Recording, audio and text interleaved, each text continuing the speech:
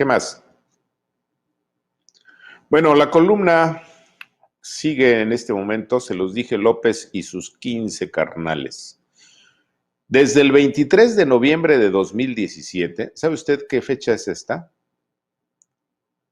Chéquelo nada más. 23 de noviembre de 2017. Desde el 23 de noviembre de 2017, en el itinerario político titulado AMLO Dictador, en ese tiempo yo trabajaba en Milenio, denunciamos que el potencial presidente en aquel año pretendía destruir la división de poderes e instaurar una dictadura carnal, así le pusimos.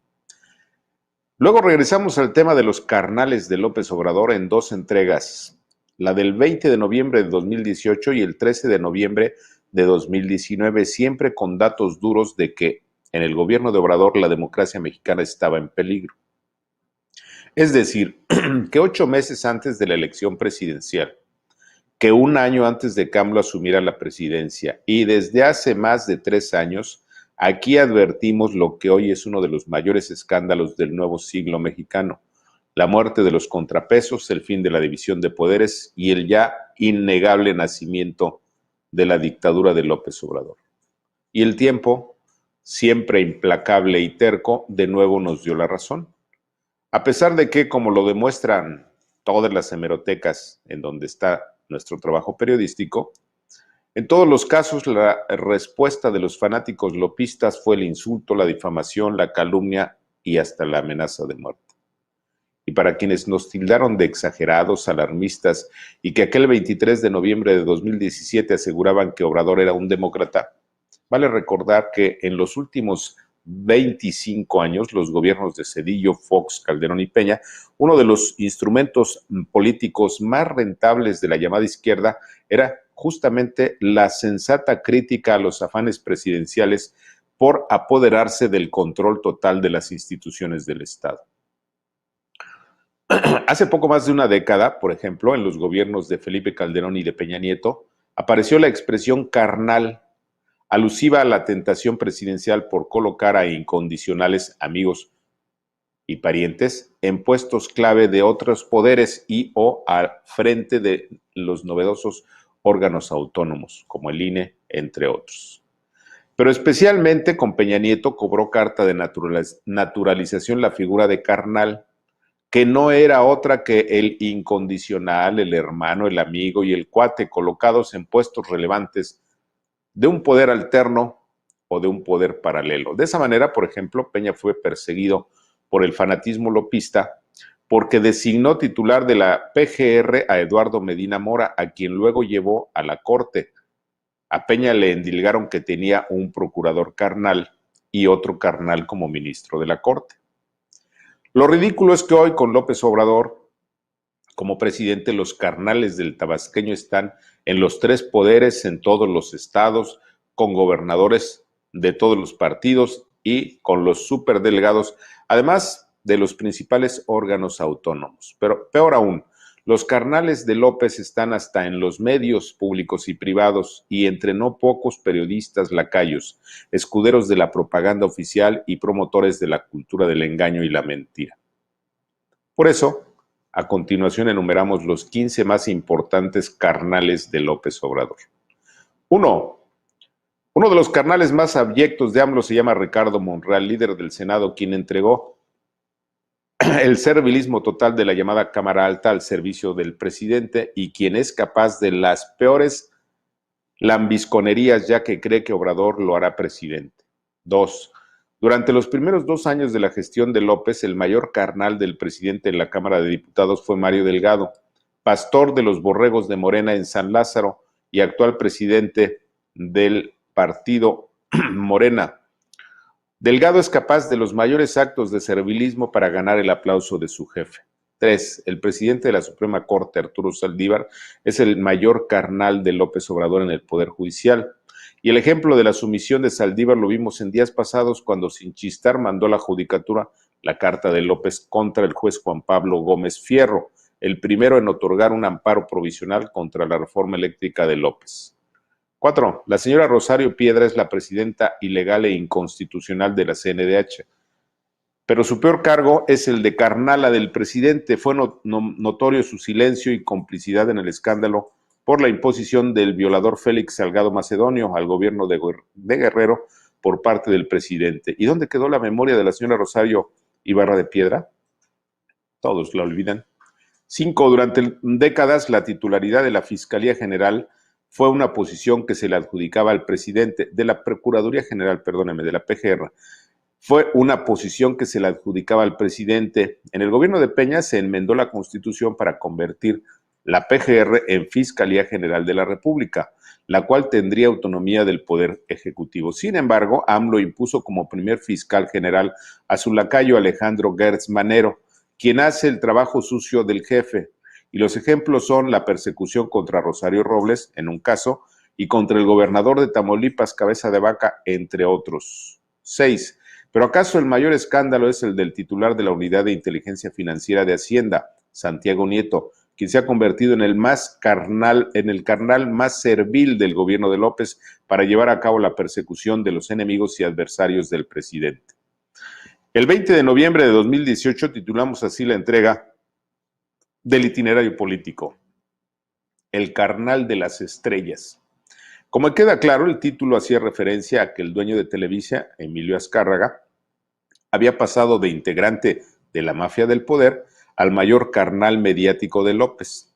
Y es que Obrador incluyó a Televisa no solo en su poderoso equipo de asesores, sino que además convirtió en tendencia una declaración en la cual confirma que Televisa es carnal de López Obrador. El carnal de las estrellas, le pusimos a ese texto, porque López Obrador dijo, Televisa y la familia Azcárraga son extraordinarios para México. Ver para creer. 8. Pero hay más en los medios, también es parte del equipo de asesores del otrora crítico de la izquierda, Ricardo Salinas Pliego, presidente del grupo Televisión Azteca. Entre muchos otros negocios, el servilismo del carnal Salinas es de vergüenza. Y en esa selectiva lista aparecen la familia Vázquez Aldir, propietarios del Grupo Imagen, de los Hospitales Ángeles y los Hoteles Camino Real, entre muchos otros negocios. La incondicionalidad del carnal Olegario, como le dice AMLO, es tal que hace semanas debió renunciar a 15 años como articulista uno de los mayores críticos de López, Ángel Verdugo. 10. La familia González y el heredero del grupo, Milenio Francisco, son carnales del presidente sin el menor pudor, tanto en televisión y radio como en el diario. Desaparecieron las críticas elementales a López Obrador y hay de aquel que se atreva a tocar al presidente, incluso con una insinuación, porque es regañado.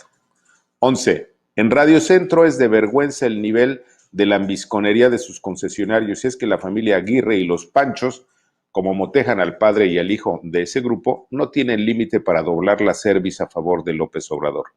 12. Una de las primeras decisiones de López a su llegada al Palacio fue despedir de manera ilegal al ministro de la Corte, Eduardo Medina Mora. Lo consiguió y en su lugar impuso a Yasmín Esquivel Moza, esposa de su amigo José María Riobó. De esa manera, AMLO tiene 4 carnales en la Suprema Corte, incluido el presidente de la misma. 13. También de manera ilegal, López consiguió la renuncia de la presidencia de distintos consejeros de la Comisión Reguladora de Energía, conocida como CRE, a quienes sustituyó de manera ilegal por carnales papanatas que solo saben decir sí a las instrucciones del presidente. 14. ¿Acaso recuerden que por presiones de Palacio, la entonces presidenta del Tribunal Federal Electoral, Janine Otalora, renunció a su cargo y en su lugar López Obrador impuso como carnal presidente del TRIFE al lacayo José Luis Vargas Valdés, el más servil que se haya conocido en ese cargo? 15. Pero hay más. Abundan gobernadores carnales de todos los partidos. Son mandatarios estatales que sin pudor se doblan ante López. Ha sido más claros los carnales del presidente al tiempo. ¿Qué le pareció? ¿No? Y se acuerda cuando los lopistas decían que un ministro podía ser carnal y que un no sé, se lo decían a Peña, se lo decían a Calderón. Hoy todo el Estado mexicano es carnal de López, ¿no? ¿Qué van a decir? ¿O qué dicen? Calladitos, los lopistas. No tienen madre. Vámonos a los comentarios. Isidro Chepech, gracias Isidro por el superchat. El aprecio, ya sabe que nos ayuda mucho. Freddy H. Chileganzo y zapatillas de ballet para Chilimbalán 1 y Chilimbalán. A ver, ahí va el Chileganzo.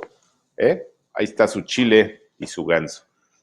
Y también le vamos a mandar puro chile. ¿Me parece bien? Ahí está, mire, puro chile. Buen chile. Freddy, gracias. Pegaso 59. ANLO cree que es muy fácil cambiar la constitución. ANLO. Está muy buena eso. Gracias, Pegaso. Mimi Arriaga, por favor, pon el video solo para repetir en redes. ¿Cuál video? ¿El que acabamos de poner? ¿O cuál? Ya está en la otra opinión, ahí lo puedes sacar.